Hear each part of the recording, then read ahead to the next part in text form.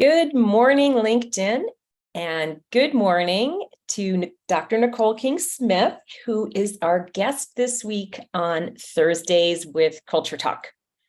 My name is Teresa Agresta, and I am a co-founder at Culture Talk.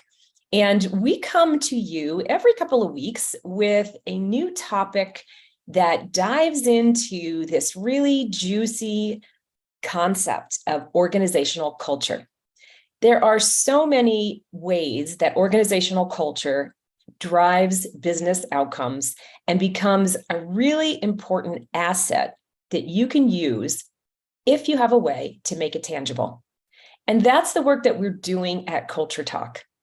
We find that if we are able to measure and define what's happening in an organizational culture, it becomes a tool and an asset that an organization can use.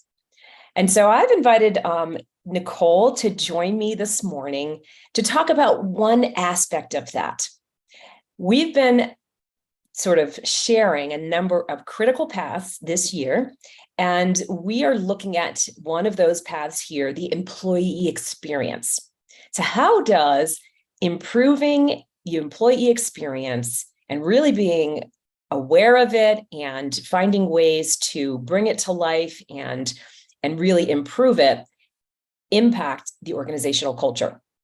At Culture Talk, we like to say that the individual and the organization are inextricably intertwined, and that the healthy development of one impacts the success of the other.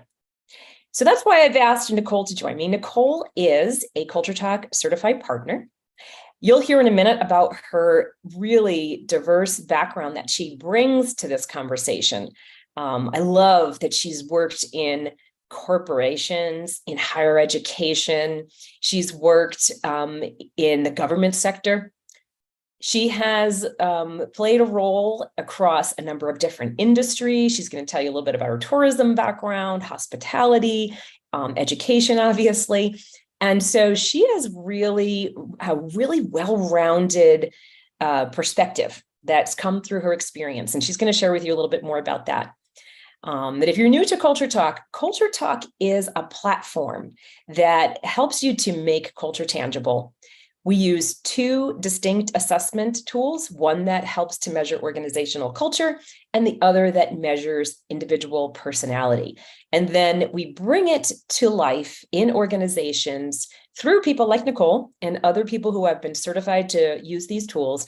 And we do that by being able to activate the outcomes of these assessments. It's critical that you do not just measure things and then what happens to the employee experience when you measure it and then you drop it and sort of becomes like a dusty report on a shelf.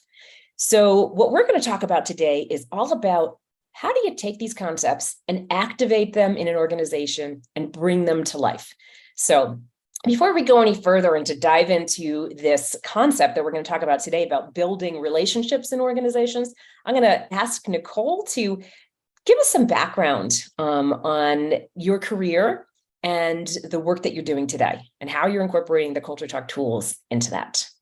Absolutely. Well, good morning, everyone. It's such a pleasure to be here today. And little did I know that my background of navigating all the different places and spaces I have been in would lead me into the conversation that we're about to have today. So I went to school for business initially, and I was attracted to corporate America. That is like my path, and worked with several Fortune 500 companies. And I quickly realized that I didn't like it. I was like, this is not the corporate culture for me. I'm proud of my success, but I really need to dig a little deeper. And in doing so, I found myself in the hospitality and tourism industry and literally relocating to New Orleans, Louisiana to figure it out. And through that process, I just thrived. It was the culture, it was the industry. I still was trying to find my way as far as my career goes. And so I transitioned Um, from hotels and event planning space to really going into higher education, where I was running a career source center, doing the campus events and the graduation events, and then also doing higher ed, where I was leading and developing hospitality and tourism curriculum programs. And then I was like, okay, I'm really loving this space. And then I transitioned into government, where I was leading a hospitality and training curriculum. And I just found myself really being attracted to learning and development. And little did I know, in all of those spaces and places, when I pursued my doctoral degree, that is what I focused on. How do we keep the different generations committed to our organizations, specifically in hospitality and tourism, with such high turnover? And what came out of that was our very topic today, the employee experience. And what led me to my consulting journey was Right, the consulting part. Here we go. yes. And then I started NK Enterprise Consulting in 2014. And what led me to that was I literally got a phone call from Morgan and Stanley, and they were like, we really want you to help our financial advisors understand how to address this cultural shift of attracting this next generation and building, generational wealth. And I was like, okay. And so NK Enterprise was born through that phone call. Yeah. Like so many of the stories we share around how consulting businesses come to life. So I didn't know that component of your story. So that's really cool. Yeah. And so what led me to everything was really when I had the workforce program under my leadership. I saw individuals struggling with navigating their career path, and I saw organizations struggling with navigating that connection of finding the right fit for the right culture, the right job, and even students of all generations at that time that I was working with, figuring out how to find the right organization for the right phase and stage of their individual culture. And so it really came down to helping them build the right relationships, both the organizational entity, the individual entity, and kind of like that, those dating websites, like how can you now match them together and make it happen? And that really came out of what I focus on at NK Enterprise, is really learning how to build those intergenerational relationships and connecting people together so they can be the right fit. Because when you're not the right fit, you find yourself working in a very toxic environment, or your best self is not showing up. Right. And I'm appreciating from what you're saying, that it could feel toxic to you if you're out of place, or if there's a like sort of I'm missing something. I keep trying and trying, and there's like a, I just keep missing, if you will. When we were getting ready for today's conversation, you shared a story that I thought was just so impactful to this employee experience.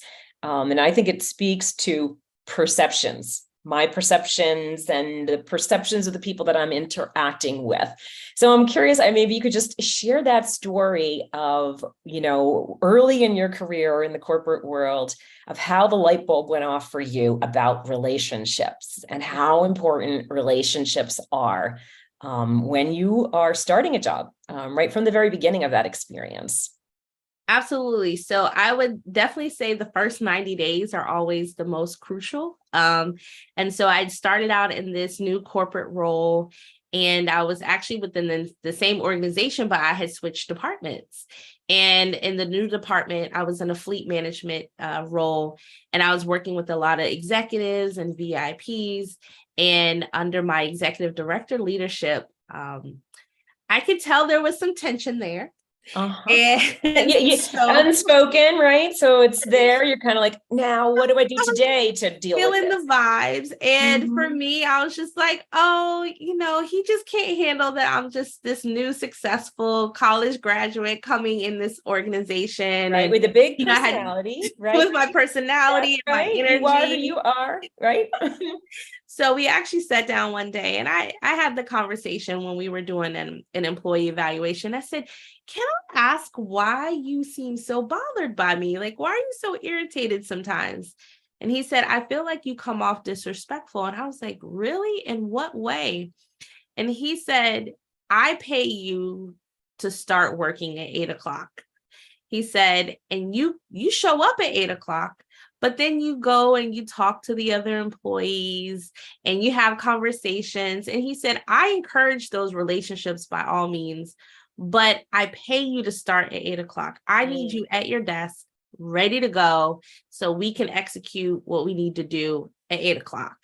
And it just really stuck with me to this day. And I was just like, wow, I had no clue that was what was bothering him. That was the thing, right? Yep. Can I ask you, so for instance, how long into your new role in this department and under this director had gone by? How many weeks or months had gone by before you had that review? And congratulations to you. Kudos for asking the question. But how much time had gone by?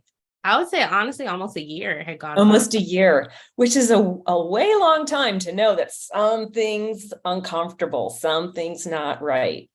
Yes, because I could tell it was building up, but I didn't know. Put it this way, if I were to fill in the blank, that wouldn't have been it, because I knew I was showing up to work on time. Mm-hmm. So I was like, okay, well, I'm not late. Like, but in his mind, on time meant ready to go, start at 8. Yeah. And once he said that, I was like, okay, I'll adjust. Now that I know these are your expectations, I respect your expectations. So I was able to adjust. Yeah. And then in that story is, a diversity story as well. In that story is a supervisor who was significantly older, part of a different generational expectation than you, perhaps. Could you speak to that a little bit? Because I know this is your expertise now, but a year's worth of tension only addressed because you raised the question, that didn't have to be that way. Yeah, and I will say that I think sometimes we find our most rewarding learning opportunities in the midst of conflict, because he was very adamant about expectations, meaning like if someone called and the phone rang, if you didn't answer it on the second ring, like that's a disappointment of expectations to the people and the customers that we were serving. Also handwritten, even though we had technology and emails, he expected all of our notes to be handwritten out, thank you notes. He said it really it showed a genuine compassion and kindness of a response. And there's a lot of like little things that he would explain to us that at the time, at that age, I was just like, this is stupid. Like, why do I have to handwrite a note when I can just send an email? Or doesn't he get it? Doesn't he? Yeah. And I was like, well, why do we have voicemail if I have to answer the phone in 2 rings? So there's a lot of things that I didn't understand. And even like subscriptions, there was a lot of like Wall Street subscriptions and things that would come in. And he was adamant about having those things like at his desk first thing in the morning. And I'm like, well, you're not going to have time to read it in the morning. So a lot of things that at that moment, because of our generational differences, I didn't understand the value and what he expected in the workplace. Because I just, I was new into corporate America and I just didn't understand the thinking behind it. But I've always taken those understandings with me. And as I've navigated my own career, I now have realized like, this is what he was trying to say. And now I have the utmost appreciation for it. Yeah.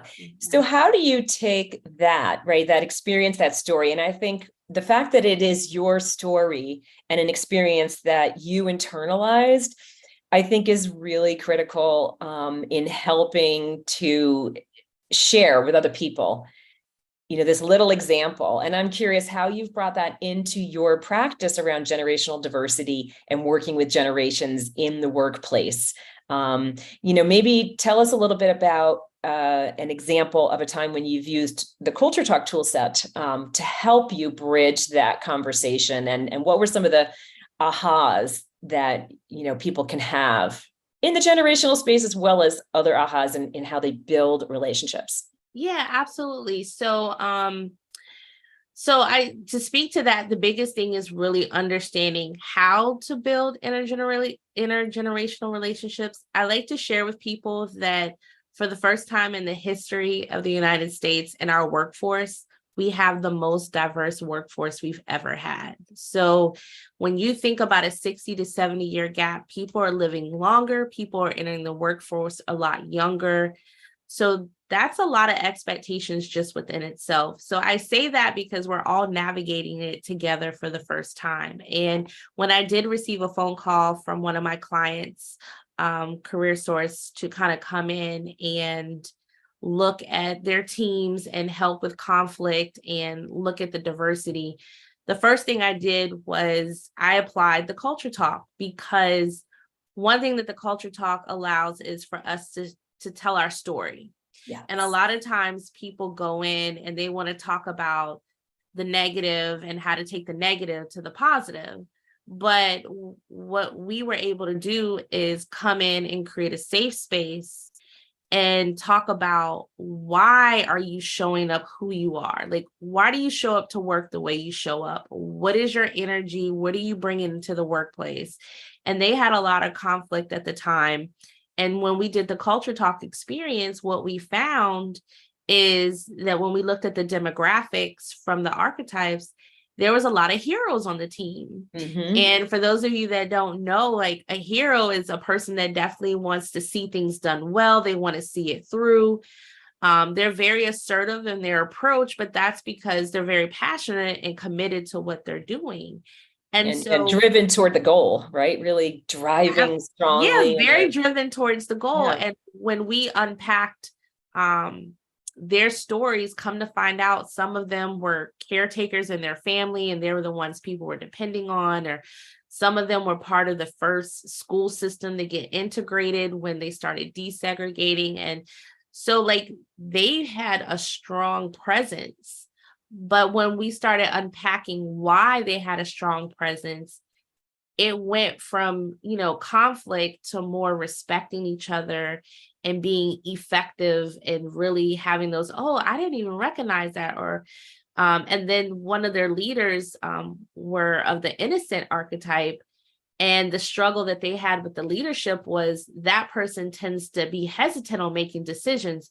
So you can imagine a group of people that are driven from decision making and getting final answers to a leader that may not be able to make those decisions in the timely manner that they needed. So it can come off as conflict, but what we were able to do is take a step back and then restructure the boundaries, the expectations, and how can we move forward and work better together to be more efficient and effective.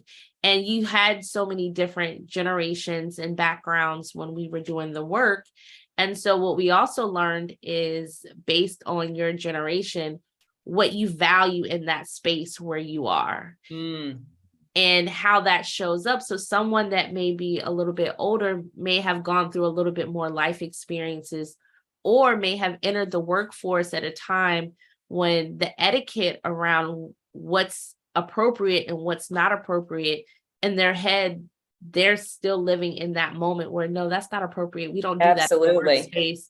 And then you have a younger generation that's like, why can't we have an office party? Why can't we do this? This is how we build relationships socially, creating social events. And it's like, no, work is work. Social is separate. So you don't integrate those two. So a lot of times that conversation also comes up when we're talking about building those intergenerational relationships. Yeah.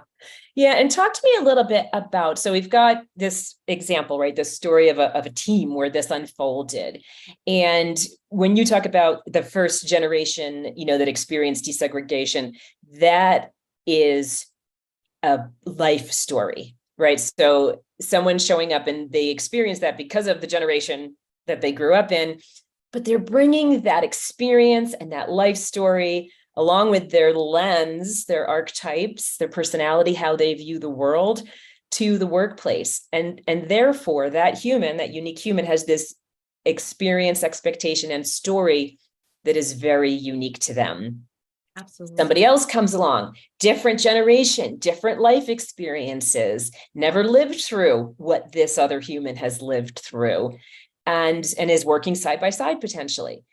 But until we pause and have the opportunity to have that exchange, what I find oftentimes is a whole lot of, wow, I had no idea.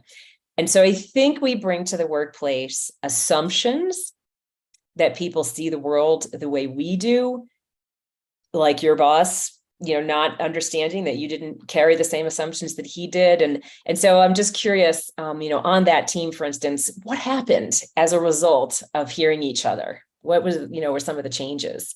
What allowed to happen is, one, it was allowed to be able to create a safe space to even share that level of vulnerability.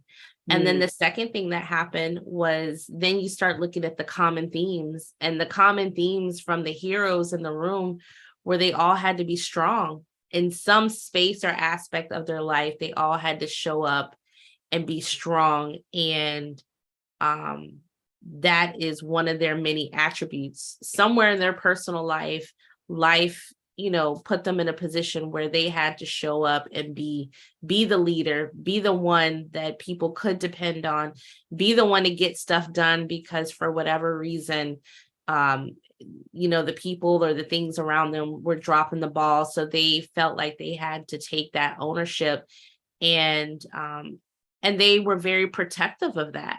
And so their projects that were delegated to them in the workspace, they exuded the same attributes. I'm protective of this. I want to make sure the deadline gets done. I own it. I own it. I understand that so-and-so has this part of the project, but they don't seem to be getting it done in the timely fashion. So I'm going to take it off their plate so they don't have to worry about it. I'm going to own that too. Yep. But then the outcome of that was, oh, you're stepping on my toe. You're not respecting, if I'm supposed to do stuff, I can do it. And so that's where the conflict came from. But when we were able to unpack it, everyone was able to step back and say, okay, these are actually positive things. They felt negative. Yeah. But now we can turn that negative into a positive. So when we communicate deadlines, let's use that quantitative Okay, what day and time do you need the deadline by? And not the day and time that you need the deadline that makes it an absolute deadline, but maybe 3 days before, so that pressure for the hero doesn't come into play. Like, it's not going to get done. It's not going to get done. Right. So, and what you're talking about is the shadow side, right? So with all of that good stuff comes potential tendency to do things like rush to the deadline and, Yeah, so it helped everyone project management a little bit better. So people could respect the space that they operated in based on the archetypes that they were and how they approached their work and how they approached the work culture. And kind of like with me, like when it came to my VP was approaching it one way and I was approaching it differently. And once I understood the expectations, then we were both able to adjust, because I was like, I had no clue. I was clueless. And that's what comes out of these opportunities is what people think people are upset about. And when the truth comes what's out, really going on around here. Yeah, everyone tends to get on the same page. And I found that a lot in the work that I do. A lot of CEOs and C-suite leaders will think that their organizational culture has the empathy, has the, inclusiveness, has the relationship aspects. And then when you start measuring the team and giving them the archetype assessments and things show up, you realize that there's a gap. A lot of times what you think is happening and what's really happening is not always the case. So then that's where this tool is so important, to be able to utilize it so you can go in and really measure where the gaps are. And then sometimes you measure and come to find out that everything's okay. So then the question becomes, how do we create sustainability? So then the tool is used for succession planning, because you want to create You want to continue this culture that's happening because of the positive output that's happening. So now when you're succession planning and when you're bringing on new team members, how can we now align them to make sure they're going to be a good fit for the organizational culture, but then the department culture, and then just the culture that we've created through our own relationships. Right. Absolutely. Right. And I just want to, sort of mention that a good fit does not mean, hey, we're a team of heroes. We need to only bring heroes onto this team. But how do you round that out? How do you recognize the strength, of that innocent leader, for instance? I'm sure that person didn't get into that role by accident and brought strengths to the role and to the department that were probably now more appreciated for the value that they brought as well. So sort of rounding out teams, acknowledging and recognizing what the strengths are. And, I think going from being offended because we don't know, or we didn't ask, or we didn't measure, to being more effective because we did. I love that. Yes, yeah, absolutely. When you're able to make that shift, it's amazing what happens when teams start working together. Yeah. And it doesn't take a lot, right? It's that aha, the recognition, and then building on it. So we talked earlier, I mentioned about the actionability of the assessment and the actionability of, the so what, now what, right? That happens. So Nicole, today you have launched a new mastermind series. And a big part of that is really helping individuals, and I'm going to ask you to tell us more about the program you're doing, but helping individuals with that component of, okay, where am I today? Let's get clear on that. How, where am I?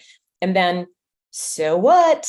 Now what? What's happening in your mastermind program? And tell us how you're navigating that.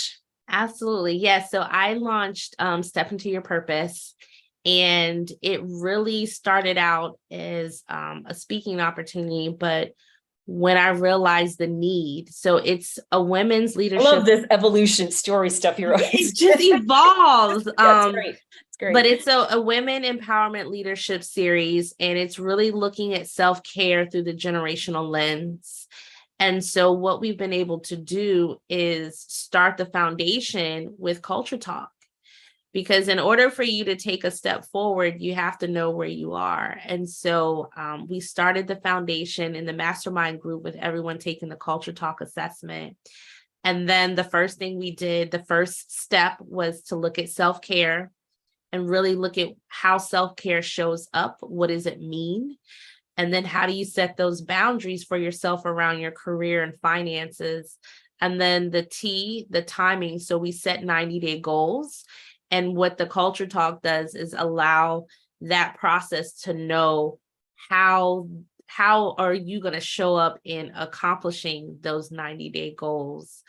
And then we transition to the network is your net worth and looking at the network of people that you need to be with. So as conflict arises, again, we go back to Culture Talk. Mm-hmm. We look at conflict. We look at how who you gravitate and navigate towards that can help you be more effective. And if conflict arises, how that overcomes that. And then the last thing we do is really focus on P, which is the mindset, giving yourself permission. And how can we allow ourselves that opportunity to change? Because around all of this conversation that we've been having today, you have to want to change. And change doesn't always have to be negative, but sometimes it can feel challenging for us. And yes. So this is the new mastermind group that we have launched. We'll be launching another one in January. And the women that have been in the group, some have been business owners, and it's helped them transition their business in retirement mode. And what does that step look like? And they want to be able to pass down that generational knowledge and how to be able to do that. For another woman, she's outgrown the culture of her organization. And how does she take that next step and navigate into an organizational culture that really brings out what she's passionate about? And then another woman, she runs her own business, and it helped her figure out how does she want to move forward and what does the culture of that organization look like? So she's preventing herself from burnout. and how does she need to strategically align herself with new clients. So it was just kind of cool to look at everything from, again, a generational lens. What does it look like? And we've also worked this series in the community and done it in person. And what has come up has been, in our organizations, we have to understand that as people go through different phases and stages of their life, what they need from their leaders, what they need from, work-life balance is going to look differently. And even though that may be a go-getter employee that you're used to depending on when life happens, you may have to be able to pivot and transition. And does your organization allow that level of flexibility? Yeah, I love that. Just this morning, I saw an article. I'm going to post it underneath our conversation today. It speaks directly to that, in particular around professional women who have a, very successful career track and then sort of bump into some life experiences that cause them to question and to potentially shift. And how do we recognize when those things are happening for employees, that we stand a chance of losing good employees because we don't ask the questions about what's happening in their personal life and we don't adjust around them. We just expect them to be uber focused on the organization and what the organization's trajectory is and what the organization's needs are, without identifying the reciprocal nature that I need to be aware of what's happening in this human's life.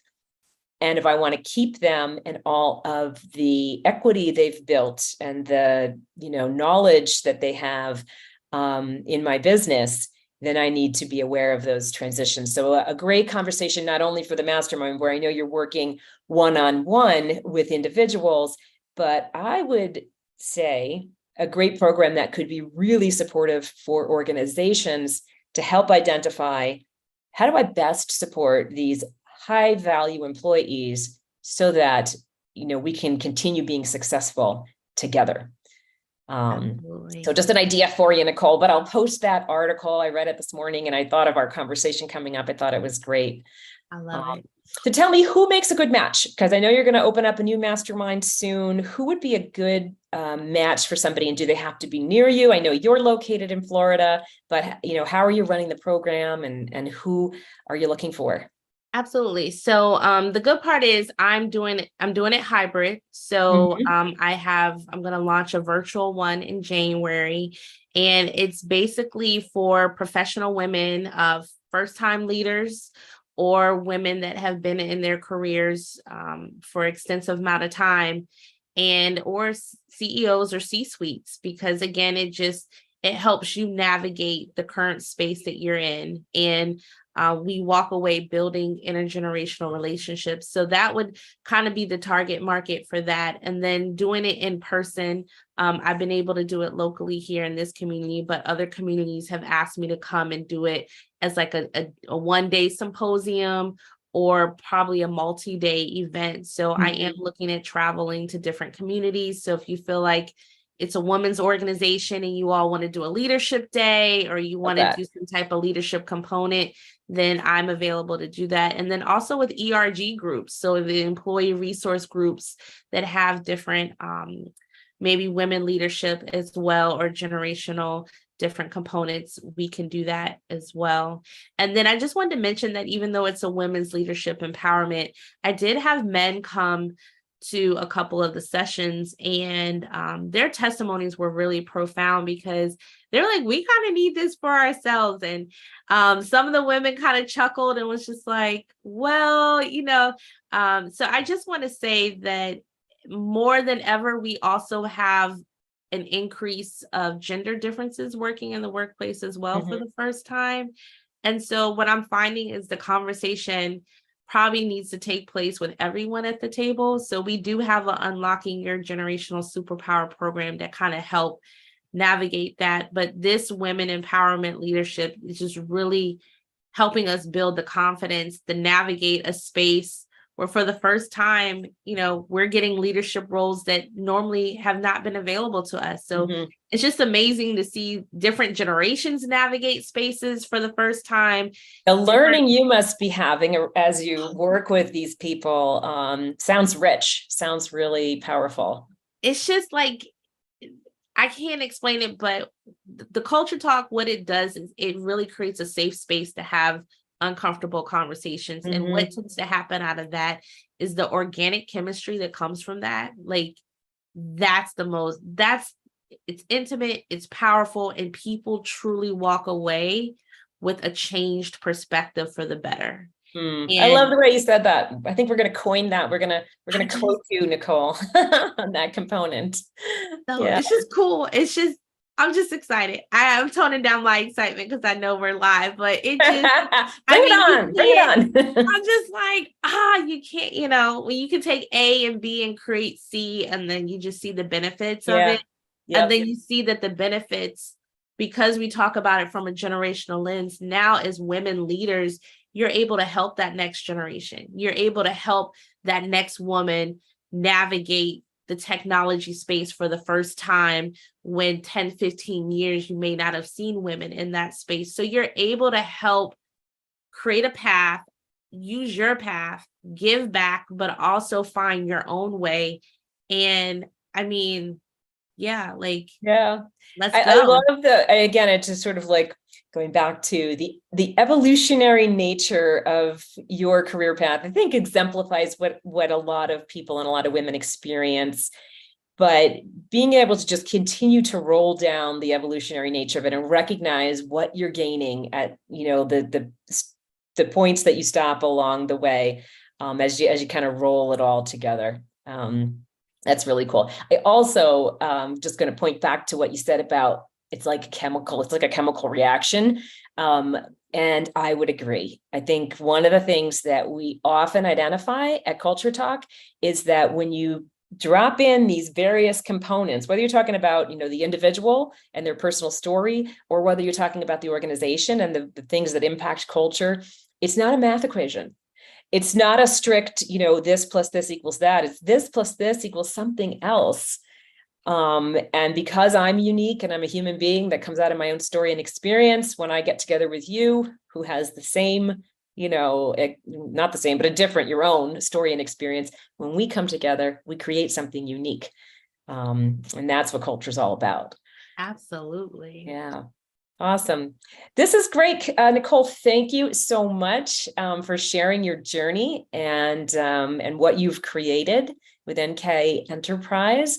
And tell us, where can we find you? If somebody's interested in your program, if they want to learn more about one of the offers you've put on the table, how do they get in touch with you? Absolutely. So my website is drnicolekingsmith.com. So I kept it real easy and simple for everyone. You can book a free consultation on there, and I can meet with you and talk with you and kind of find out what some of your needs are. And then also through LinkedIn, I encourage people to check with me on LinkedIn and connect with me there as well. If you private message me, I'll definitely get back with you and respond back to you. And then you can always call me. My number is area code 410-303-7120. So I welcome the conversations. I get excited. I'm passionate about it. So I look forward to connecting with our Culture Talk community. Very cool. Very nice. We will put that phone number in the comments below, and your website. And if you would like to learn more about what Nicole has done, certified to bring the Culture Talk work into her business, then I'd encourage you to check out culturetalk.com/certification. We'll put that down below as well. That's where you can learn about the program that we offer that helps you become qualified to deliver this material, to bring it into organizations, both at the individual level and to help companies build those relationships that are so critical to the employee experience, as well as at the organizational level, to understand what are the unwritten rules of engagement around here, and how do we learn what our point A is, where we are today, so that we can build on that for our desired culture, our future state, and continue our evolution. So thank you for joining us today. Appreciate you being here. Thank you, Nicole. And we'll look forward to seeing you again soon on Thursdays with Culture Talk. Bye-bye.